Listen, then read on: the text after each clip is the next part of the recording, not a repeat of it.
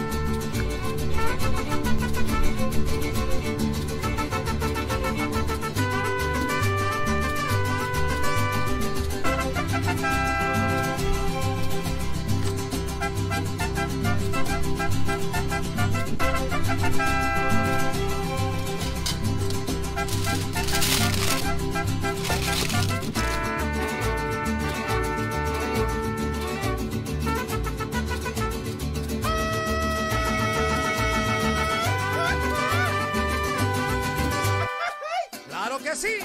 ¡Ay, ja, ja! ¡Sí, señor!